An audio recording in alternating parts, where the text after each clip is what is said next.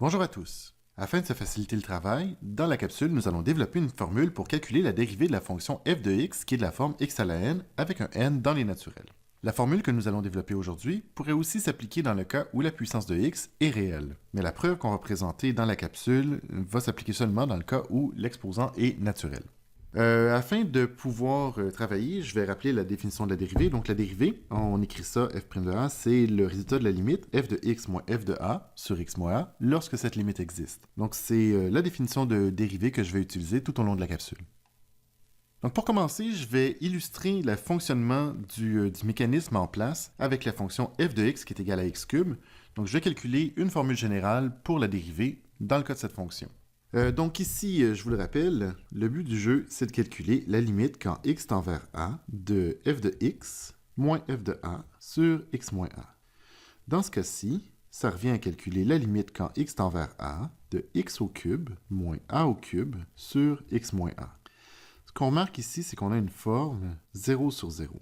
Je vais devoir, pour lever l'indétermination qui est sous-jacente, effectuer une division euclidienne. Donc, je vais la faire ici. On va faire x cube moins a cube divisé par x moins a. Donc, x dans x cube rentre x carré fois. X carré fois x nous donne x cube. X carré fois moins a me donne moins a x carré. On soustrait les puissances de x. Donc, x au cube moins x au cube, je n'ai plus de x au cube. Dans les carrés, je n'ai pas de carré dans le premier terme. Moins ax carré, ça nous donne ax carré moins a cube. Le x maintenant dans ax carré rentre plus ax fois. Ax fois x me donne ax carré. Ax fois moins a me donne moins a carré x. On soustrait. Ax carré moins ax carré disparaît. Il me reste a carré x moins a cube. Finalement, x dans a carré x rentre plus a carré fois. A carré fois x, a carré x, a carré fois a, donc moins a cube, on soustrait et on obtient qu'il n'y a aucun reste. Donc ce qu'on remarque au niveau de la division, c'est qu'à chaque fois, à chacune des étapes, la puissance de x diminue d'une valeur, la puissance de a augmente d'une valeur. Donc ici, on avait un a0 x à la 2, a à la 1 x à la 1, a à la 2 x à la 0. C'est un peu le même mécanisme qui va se produire tantôt quand on va faire la preuve, quand on va calculer la dérivée dans le cas général. Donc je peux poursuivre ici mon calcul. Limite quand x tend vers a de x carré plus ax plus a carré. Ceci est maintenant un polynôme, du coup je peux remplacer à l'intérieur, obtenir a carré plus a fois a plus a carré, c'est-à-dire a carré plus a carré plus a carré, 3a carré. Je reproduis maintenant un peu la même chose dans le cas de la fonction f de x qui est égale à x à la n. Donc c'est la même chose qui va se produire exactement ici. Donc on va calculer la limite quand x tend vers a de f de x moins f de a sur x moins a. Dans le contexte ici, on parle de la limite quand x tend vers a de x à la n moins a à la n sur x moins a. Donc, ce qu'on remarque ici, c'est qu'on a en fait, encore une fois, on va falloir effectuer une division euclidienne parce qu'on est encore une fois sous la forme 0 sur 0. Bon, la division euclidienne risque ici d'être un peu plus complexe. Cela dit, on va être quand même capable de faire quelque chose. Donc, le but du jeu, calculer x à la n moins a à la n divisé par x moins a. X dans x à la n rentre x exposant n moins une fois. Parce que x exposant n moins 1 fois x, on va additionner les exposants. X à la n-1 plus 1 me donne x à la n. X à la n-1 fois a me donne moins a x à la n-1. On soustrait. Qu'est-ce qu'on obtient? X à la n moins x à la n, il n'y en a plus. Après ça, la prochaine puissance, c'est les x à la n-1 que je vais recopier ici. A x à la n-1. Et la constante moins a à la n reste ici. Poursuivons. J'ai un degré x xn-1. Donc, on peut rentrer a x à la n-2.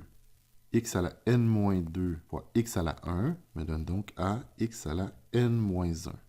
A fois a, donc moins a carré, x à la n-2. On soustrait. Qu'est-ce qu'on obtient? Les x à la n-1 disparaissent. J'ai des x à la n-2 a carré x à la n-2 moins l'éternel a à la n, la constante qui est ici.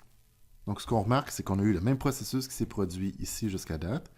Donc, j'ai un a à la 0, x à la n-1, un a à la 1, x à la n-2. Prochaine étape, juste pour s'en convaincre, donc le x dans a carré, x à la n-2. Donc, évidemment, on va avoir un a carré, x à la n-3, parce que n-3 plus 1 va me donner n-2. A carré, x à la n-2. Prochain terme, a carré fois a me donne moins a cube, x à la n-3. On soustrait, on obtient le a cube, x à la n-3, moins l'éternel a à la n.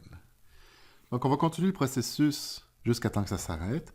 Un a à la n-2x, plus le dernier terme, a à la n-1. Ici, le processus va se poursuivre pour arriver à un reste égal 0. On sait qu'on va avoir un reste égal 0 parce que, justement, on avait une forme 0 sur 0, donc c'est sûr que la division euclidienne va produire un résultat sans reste. Ok, donc je suis prêt à recopier le résultat qu'on a obtenu dans la division dans notre calcul précédent. Donc, ce qu'on veut faire, c'est calculer la limite quand x tend vers a de x à la n-1 plus a x à la n-2 plus a carré x à la n-3 plus ainsi de suite jusqu'à l'avant-dernier terme, donc a à la n-2x plus le dernier terme a à la n-1. Donc, maintenant, c'est un polynôme, je peux remplacer à l'intérieur. On obtient a à la n-1 plus a fois a à la n-2 plus a carré fois a à la n-3, ainsi de suite, avant-dernier terme, donc a à la n-2 fois a plus a à la n-1. Ce qu'on remarque ici, en fait, c'est qu'à chaque fois, j'ai la même base, et du coup, je peux additionner les exposants. Donc, qu'est-ce qu'on se retrouve à avoir? Ce truc-là, c'est a à la n-1, celui-là aussi a à la n-1, a à la n-1. Donc, à chaque fois, en fait, je me retrouve à avoir des a à la n-1. Combien de a à la n-1 est-ce que j'ai? J'avais une puissance x à la n-1 qui a diminué d'une valeur à chaque fois jusqu'à temps d'obtenir un x à la 0. Par conséquent, j'ai n termes a à la n-1. Ceci nous donne n fois a à la n-1, qui est une formule de dérivation assez sympathique, merci. Donc la formule est la suivante, soit f de x qui est égal à x à la n avec un n dans les naturels. Alors la dérivée f' de x est égale à n fois x exposant n-1. Ce qui est absolument fondamental pour que la preuve qu'on vient de faire aujourd'hui fonctionne, c'est que l'exposant soit dans le naturel. Cela dit, cette formule va être utilisée dans un cadre plus général. En fait, la formule reste valide si l'exposant n est élément des réels. Donc, ce qu'on a fait aujourd'hui, on a présenté un peu le problème. Par la suite, on a illustré la situation à l'aide de la fonction f de x qui est égale à x cube. On a calculé sa dérivée dans un cadre général. Ce qu'on a réalisé, c'est qu'il faudrait utiliser la division euclidienne.